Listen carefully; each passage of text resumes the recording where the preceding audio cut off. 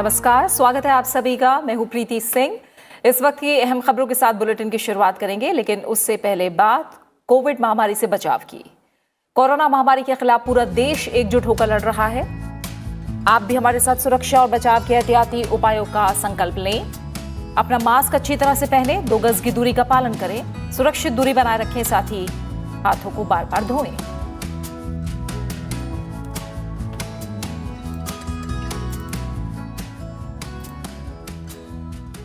और आइए अब शुरुआत करते हैं मुख्य समाचारों के साथ। दुनिया को मिली कोरोना की पहली वैक्सीन। इंग्लैंड ने अमेरिकी कंपनी फाइजर और जर्मन कंपनी बायोनटेक के वैक्सीन को दी मंजूरी। अगले हफ्ते से शुरू होगा उत्पादन। बुजुर्गों, कोरोना योद्धाओं और गंभीर रूप से बीमार लोगों को मिलेगी प्राथमिकता।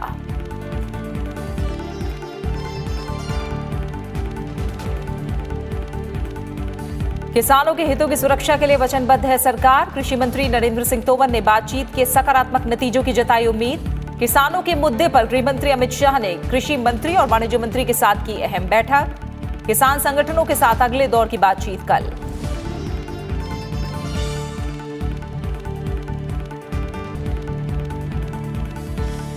चक्रवाती तूफान बुरेवी को लेकर केरल और तमिलनाडु के तटीय इलाकों में भारी बारिश की चेतावनी।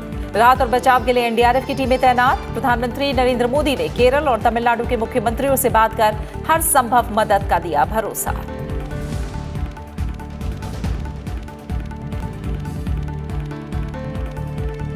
उपराष्ट्रपति एम वेंकैया नायडू ने कहा, कोरोना महामारी के खिलाफ वैश्विक लड़ाई में बेहद प्रभावी भूमिका निभा रहा है भारत। मुश्किल वक्त में भी जरूरतमंद देशों तक पहुंचाई हर संभव मदद। विदेश में फंसे भारतीयों की स्वदेश वापसी के लिए चलाए गए वंदे भारत मिशन को सराहा।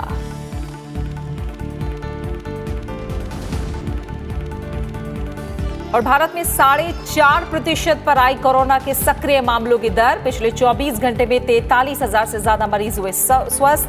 रिकवरी दर 94% के पार।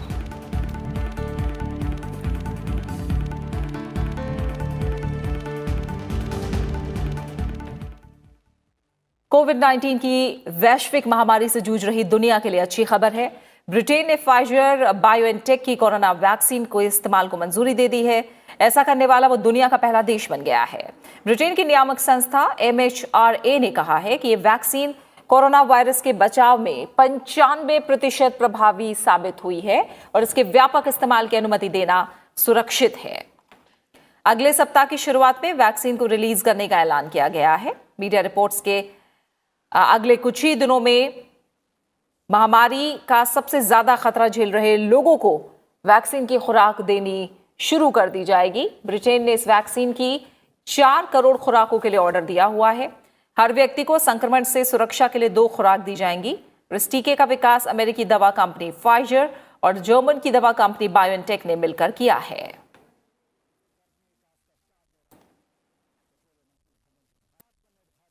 That the MHRA has formally authorised the Pfizer vaccine for COVID-19.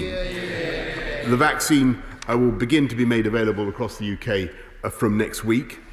I would like to pay tribute to and to thank all those who have made this possible. It is the protection of vaccines that will ultimately allow us to reclaim our lives and get our economy moving. The MHRA's recommendation has been reached following an extremely thorough and scientifically rigorous review of all the evidence of safety, of effectiveness and of quality of the Pfizer-BioNTech vaccine. The UK government has now accepted this advice and has made the decision to approve the vaccine for use with some conditions in adults aged 16. देश में स्वास्थ्य सेवाओं में बढ़ोतरी। Covid से संबंधित केंद्र के दिशा निर्देशों का राज्यों और केंद्र शासित प्रदेशों द्वारा कड़ाई से पालन करने की वजह से संक्रमण से ठीक होने वालों की दर लगातार बेहतर हो रही है और ये 94% के पार पहुंच चुकी है। वहीं पिछले 25 दिनों से नए मामलों की संख्या प्रतिदिन 50,000 से कम रिकॉर्ड की जा रही है।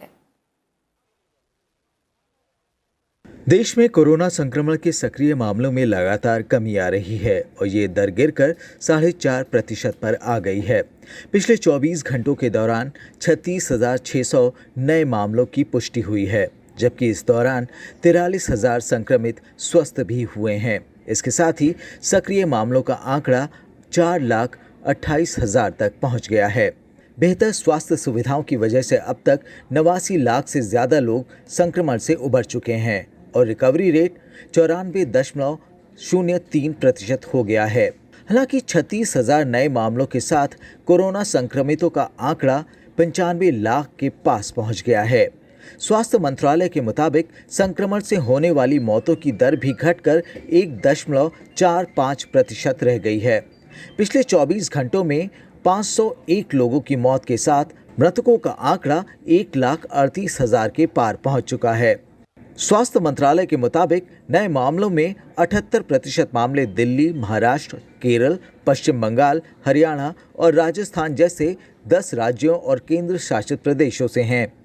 कोविड-19 से सर्वाधिक प्रभावित महाराष्ट्र में सक्रिय मामले 1455 कम होकर 90,168 रह गए हैं। ICMR के मुताबिक 1 दिसंबर तक 14,24,45,000 से ज्यादा नमूनों की जांच की जा चुकी है। इनमें से 10,96,651 नमूनों का परीक्षण मंगलवार को किया गया।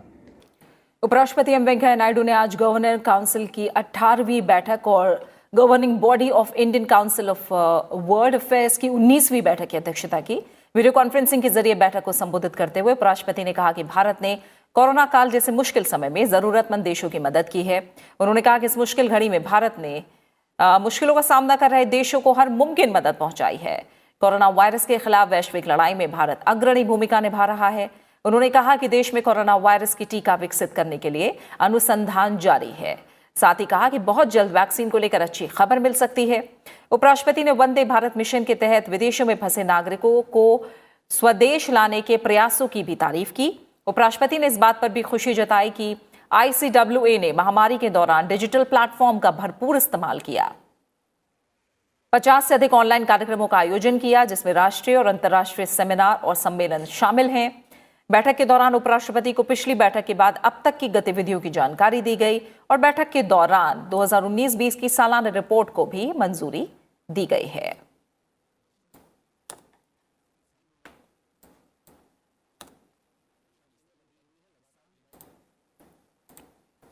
केंद्र सरकार और किसान संगठनों के बीच चौथे दौर की वार्ता कल होगी।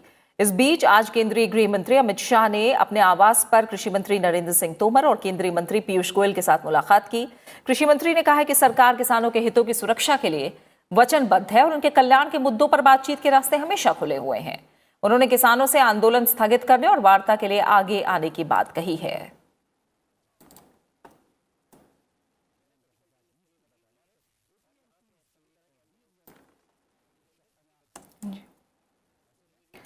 और इससे पहले दिल्ली के विज्ञान भवन में मंगलवार को 30 से ज्यादा किसान संगठनों के साथ हुई बैठक में नरेंद्र सिंह तोमर और पीयूष गोयल शामिल हुए थे। कृषि मंत्री ने चर्चा के दौरान एक विशेषज्ञ समिति बनाने का प्रस्ताव रखा ताकि किसानों के मुद्दों को आपसी सहमति से सुलझाया जा सके। बैठक के दौरान सरकार की ओर से किसान संगठनों के प्रतिनिधियों को कृषि सुधार कानूनों से संबंधित विशिष्ट मुद्दों की पहचान करने का सुझाव दिया गया, जिन पर चौथे दौर की बातचीत में विचार किया जा सके। सरकार ने देश के कृषि क्षेत्र में सुधार और किसानों की आय को बढ़ाने के लिए बहुत से कदम उठाए हैं। सरकार ने इस दिशा में 3 नए कृषि कानून लागू किए हैं, जिनमें किसानों की उपज के व्यापार, संरक्षण और सुविधा अधिनियम 2020, कृषक सशक्तिकरण और संरक्षण मूल्य संरक्षण समझौता और कृषि सेवा अधिनियम 2020 शामिल है।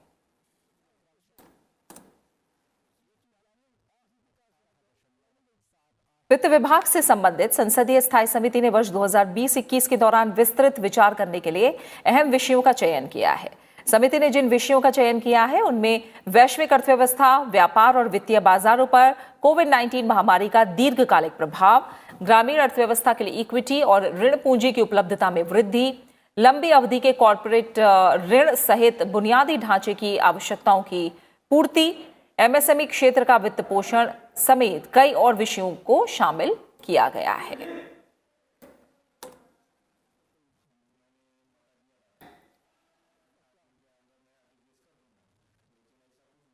बीजेपी के वरिष्ठ नेता और बिहार के पूर्व उप मुख्यमंत्री सुशील कुमार मोदी ने राज्यसभा उपचुनाव के लिए आज नामांकन दाखिल किया है। एनडीए उम्मीदवार सुशील कुमार मोदी ने पटना के आयुक्त कार्यालय में अपना नामांकन पत्र दाखिल किया। इस दौरान मुख्यमंत्री नीतीश कुमार, बीजेपी प्रदेश अध्यक्ष डॉक्टर संजय जायसवाल, बिहार के दोनों उप मुख्यमंत्री तारकिशोर प्रसाद और रेणु देवी समेत कई नेता मौजूद रहे। फिलहाल विपक्ष की तरफ से कोई उम्मीदवार मैदान में नहीं है और उपचुनाव के लिए पर्चा दाखिल करने का कल आखिरी दिन है। जरूरत पड़ने पर 14 दिसंबर को मतदान कराया जाएगा।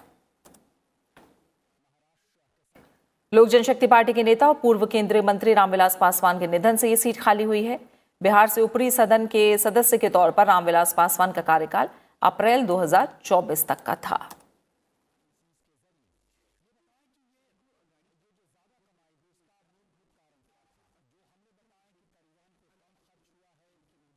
केंद्र शासित प्रदेश जम्मू कश्मीर में पहली बार हो रहे जिला विकास परिषद चुनाव के तीसरे चरण का प्रचार आज थम गया। 4 दिसंबर को वोट डाले जाएंगे। केंद्रीय मंत्री अनुराग ठाकुर ने पार्टी के उम्मीदवारों के पक्ष में चुनाव प्रचार किया। इसके साथ ही 8वें और आखिरी चरण के दाखिल किए गए नामांकन पत्रों की आज जांच भी की गई। आखिरी चरण के लिए नाम वापस लेने की तारीख 4 दिसंबर है। यहां चुनाव 19 दिसंबर को होंगे। 28 नवंबर से 19 दिसंबर तक चलने वाली इस चुनाव प्रक्रिया के नतीजे 22 दिसंबर को आएंगे। पहले 2 चरण के लिए मतदान 28 अक्टूबर और 1 दिसंबर को पूरा हो गया है, जिसमें लोगों ने बढ़ चढ़कर हिस्सा लिया है।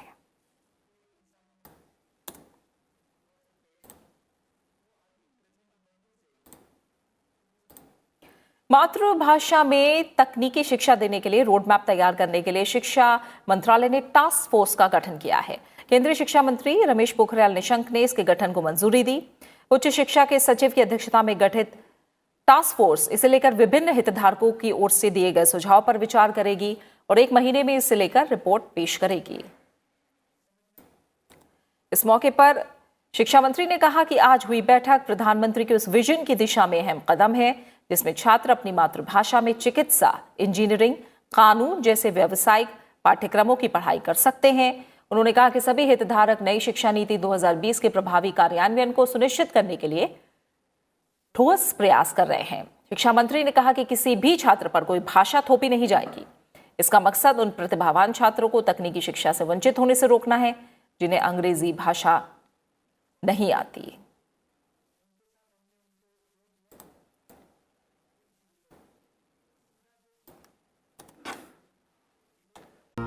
केंद्रीय वाणिज्य और उद्योग मंत्री पीयूष गोयल ने कहा है कि नई विदेश व्यापार नीति में अंतर्राष्ट्रीय स्तर पर नए बाजार तलाशने के साथ साथ परंपरागत बाजारों में नए उत्पादों के लिए उपभोक्ता बनाने पर जोर दिया जाएगा।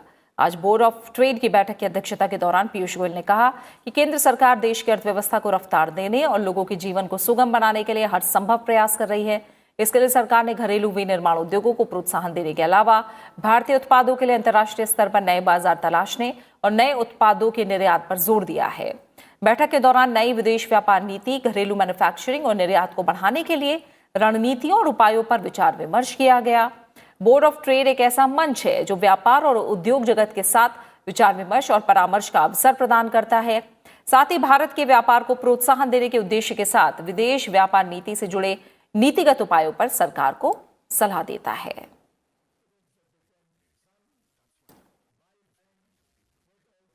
We have every possibility both to achieve the export target of $1 trillion by 2025 and the GDP target of $5 trillion.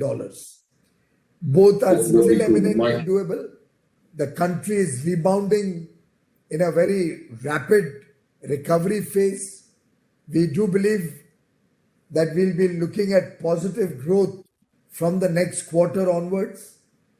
Industry has become more resilient, and I have no doubt in my mind that with the collective effort of all the states, central government, both at the political and official level, we will all work together as one team India for the better future of the people of India. Lucknow नगर निगम की ओर से जारी किए गए 200 करोड़ रुपए मूल्य वाले नगरपालिका bonds को आज बीएसई में सूचीबद्ध किया गया। उत्तर प्रदेश के मुख्यमंत्री योगी आदित्यनाथ ने आज मुंबई में एनएससी के बेल समारोह में हिस्सा लिया। बॉन्ड के जरिए जुटाई गई धनराशि को लखनऊ में विभिन्न बुनियादी ढांचा परियोजनाओं में लगाया जाएगा। इसमें अमृत योजना के तहत चलाई जा रही जल आपूर्ति परियोजना और आवास परियोजना शामिल है। 13 नवंबर को जारी किए गए एलएमसी बॉन्ड की मांग 4.5 गुना ज्यादा रही, और ये 10 साल के लिए 8.5% की आकर्षक कूपन की दर पर बंद हुआ। लखनऊ म्यूनिसिपल बॉन्ड जारी करने वाला देश का 9वां शहर बन गया है। इसे केंद्र सरकार के आवासन और शहरी कार्य मंत्रालय ने अमृत मिशन के तहत प्रोत्साहन दिया है। योजना के शुरू करने के बाद ये उत्तर भारत और उत्तर प्रदेश की ओर से पहला नगर पालिका बॉन्ड है। उम्मीद की जा रही है कि वाराणसी, आगरा और कानपुर के नगर निगम भी आने वाले महीनों में नगर पालिका बॉन्ड जारी कर सकते हैं। मुख्यमंत्री योगी आदित्यनाथ ने कहा कि इस कदम से आत्मनिर्भरता के लक्ष्य को हासिल करने के लिए लखनऊ नगर निगम को मदद मिलेगी। कोविड-19 की परिस्थितियों में उत्पन्न वर्तमान आर्थिक परिदृश्य में 200 करोड़ रुपए के म्युनिसिपल बॉन्ड से लखनऊ नगर निगम आत्मनिर्भरता की ओर आगे बढ़ने की दिशा में अग्रसर होगा। म्युनिसिपल बॉन्ड में नगर निगम में प्रशासनिक और वित्तीय सुधार सुगम होगा और नागरिकों को बेहतर सुविधाएं प्रदान करने में भी मदद मिलेगी। मलेरिया के खिलाफ लड़ाई में भारत ने उल्लेखनीय सफलता हासिल की है। विश्व स्वास्थ्य संगठन की तरफ से जारी विश्व मलेरिया रिपोर्ट 2020 का कहना है कि भारत इस बीमारी से प्रभावित वो अकेला देश है जिसने 2018 के मुकाबले 2019 में बीमारी के मामलों में 17.6% की कमी दर्ज की है। भारत का एनुअल पैरासिटिक इंसिडेंस 2017 के मुताबिक 2018 में 27.6% था, जो 2019 में 2018 के मुकाबले 18.4 पर आ गया। भारत ने 2012 से एपीआई को 1 से भी कम पर बरकरार रखा है। भारत में मलेरिया के मामले 20 मिलियन से घटकर 6 मिलियन पर आ गए हैं।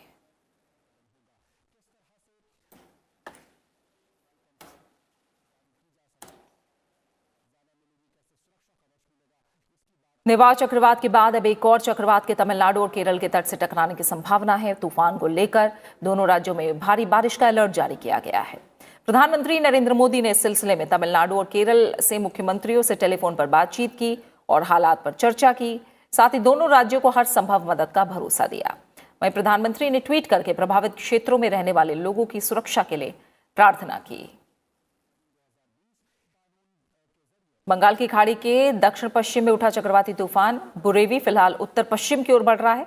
इसके आज रात श्रीलंका के त्रिकोमली तट पार करने की संभावना है। मौसम विभाग के मुताबिक तूफान 4 दिसंबर की सुबह दक्षिण तमिलनाडु में कन्याकुमारी और पम्बन के बीच से गुजर सकता है। तूफान बुरेवी की वजह से कन्याकुमारी, तिरुनेलवेली, थुथुकुडी, तेनकाशी, रामनाथपुरम और शिवगंगा जिलों में कुछ जगहों पर बहुत भारी बारिश की संभावना है। चक्रवात की चेतावनी के बाद एनडीआरएफ की टीमों ने केरल और तमिलनाडु के तटीय इलाकों में मोर्चा संभाल लिया है। खराब मौसम को देखते हुए मछुआरों को समुद्र में नहीं जाने की सलाह दी गई है।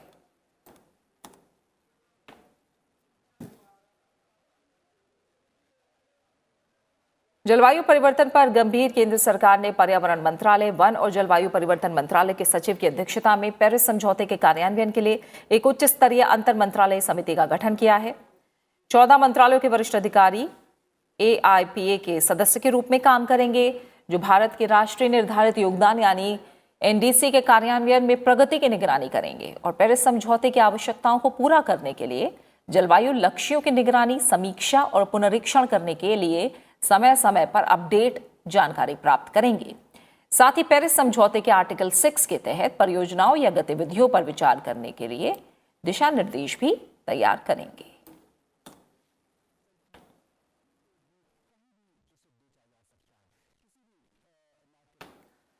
प्रदूषण देश और दुनिया के लिए एक बड़ी समस्या बन गया है। वायु प्रदूषण ने कोरोना महामारी के खतरे को और बढ़ा दिया है। प्रदूषण और इसके खतरनाक प्रभावों के बारे में जागरूकता पैदा करने के लिए हर साल 2 दिसंबर यानी आज राष्ट्रीय प्रदूषण नियंत्रण दिवस मनाया जाता है। आज ही के दिन भोपाल गैस त्रासदी भी हुई थी, जिसमें हजारों लोगों की जान गई थी। त्रासदी में जान गंवाने वाले लोगों के सम्मान में भी आज का दिन मनाया जाता है। राष्ट्रीय प्रदूषण नियंत्रण दिवस मनाने का मुख्य उद्देश्य लोगों को हर उन कानूनों के बारे में अवगत कराना है जो प्रदूषण की रोकथाम के लिए बने हैं।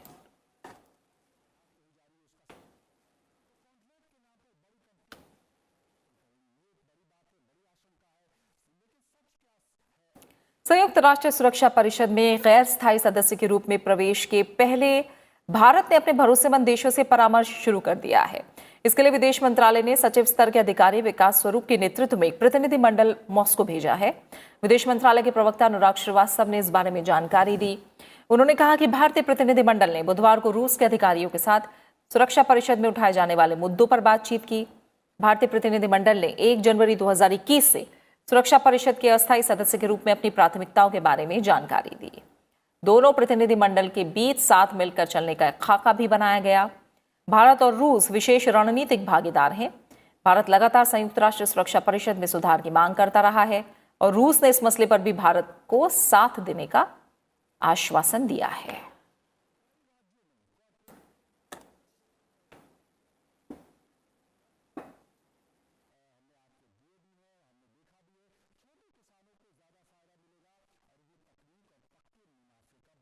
इजराइल की संसद ने उस प्रारंभिक प्रस्ताव को मंजूर कर लिया है जिसमें संसद को भंग करने का प्रस्ताव है। सरकार में साझेदार the blue and white party संसद को भंग करने के पक्ष में मतदान किया है।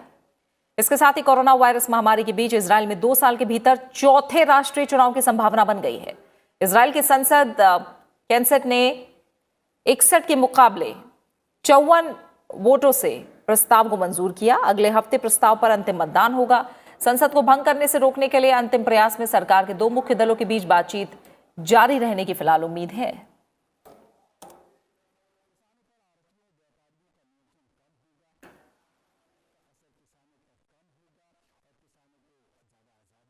उपराष्ट्रपति एम वेंकैया नायडू ने स्वाधीनता संग्राम की वीरांगनाओं को याद करते हुए आज इस कड़ी में रुक्मिणी लक्ष्मीपति के व्यक्तित्व के बारे में फेसबुक पोस्ट लिखा है।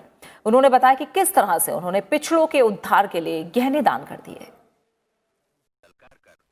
स्वाधीनता आंदोलन की अनजान वीरांगनाओं पर फेसबुक श्रृंखला के माध्यम से उपराष्ट्रपति एम वेंकैया नायडू ने रुक्मिणी लक्ष्मीपति को याद करते हुए उन्हें नमन किया है। रुक्मिणी लक्ष्मीपति ने राजा जी के नेतृत्व में मद्रास प्रेसिडेंसी में नमक सत्याग्रह में भाग लिया और मद्रास प्रेसिडेंसी के नमक सत्याग्रह में गिरफ्तार होने वाली वे पहली महिला सत्याग्रही थीं। उन्होंने अपने सारे गहने पिछड़ों के कल्याण निधि में दान कर दिए थे। 6 दिसंबर 1892 में प्रतिष्ठित जमींदार परिवार में जन्मी रुक्मिणी लक्ष्मीपति सदैव स्वतंत्र विचारों वाली महिला थीं। उनके अभिभावक कोचीन राज्य के दीवान थे। वे मद्रास के प्रसिद्ध विमेन क्रिश्चियन कॉलेज के पहले बैच की स्नातक थीं। वे उदारवादी स्वतंत्र विचारों के लिए जानी जाती थीं। कालांतर में आपने डॉक्टर अचंत लक्ष्मीपति से अंतरजातीय विवाह किया। 1920 के दशक में रुक्मिणी लक्ष्मीपति की रुचि स्वाधीनता आंदोलन और स्वदेशी आंदोलनों में बढ़ने लगी। वे महात्मा गांधी, चक्रवर्ती राजगोपालाचारी और सरोजिनी नायडू जैसे नेताओं से प्रभावित रहीं। उन्होंने युवा महिलाओं को खादी कातने और रोजमर्रा में उसका अधिक से अधिक उपयोग करने के लिए प्रेरित किया। युवा महिलाओं को स्वाधीनता आंदोलन में शामिल होकर सक्रिय भूमिका निभाने के लिए प्रोत्साहित किया। भारत स्त्री मंडल और विमेन इंडिया एसोसिएशन जैसी संस्थाओं से जुड़कर रुक्मिणी लक्ष्मीपति ने बाल विवाह निषेध जैसे सामाजिक सुधारों के लिए सशक्त आवाज उठाई। 1926 में कांग्रेस ने उन्हें महिला मताधिकार के मुद्दे पर विमेन कॉन्फ्रेंस ऑन सरफेज में भाग लेने के लिए पेरिस भेजा। रुक्मिणी लक्ष्मीपति ने साइमन कमीशन के विरोध में बढ़ चढ़कर भाग लिया। पंडित जवाहरलाल नेहरू ने 26 जनवरी 1930 को राष्ट्रीय ध्वज फहराकर स्वाधीनता दिवस मनाने का आह्वान किया तो उन्होंने भी उस दिन राष्ट्रीय ध्वज फहराकर देश की स्वाधीनता के लिए अपने दृढ़ संकल्प को व्यक्त किया। उसी साल सविनय अवज्ञा आंदोलन में भी भाग लिया। मद्रास प्रेसिडेंसी में राजा जी ने चुने हुए 99 सत्याग्रहियों के साथ त्रिची से वेदारण्यम तक की पद यात्रा की, जिनमें 4 महिलाएं शामिल थीं। रुक्मिणी लक्ष्मीपति उनमें से एक थीं। सत्याग्रहियों को लाठी चार्ज से बचाने के लिए उन्होंने खुद पर लाठी के वार झेले। रुक्मिणी लक्ष्मीपति समेत अन्य सत्याग्रही गिरफ्तार किए गए। उन्हें 1 वर्ष की जेल की सजा मिली। 1937 में वे मद्रास विधानसभा की पहली महिला सदस्य चुनी गईं और विधानसभा की उपाध्यक्ष बनी। 1946 के चुनावों के बाद वे मुख्यमंत्री टी प्रकाशम जी के मंत्रिमंडल में मंत्री बनी। पहली बार किसी महिला ने मंत्री पद संभाला।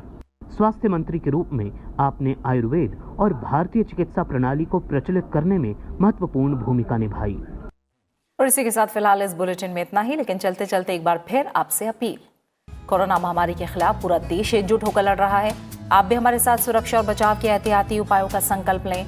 अपना मास्क अच्छी तरह से पहने, 2 गज की दूरी का पालन करें, सुरक्षित दूरी बनाए रखें, साथ ही हाथों को बार बार धोएं। अपना अच्छे से ख्याल रखिए और मुझे दीजिए इजाजत। नमस्कार।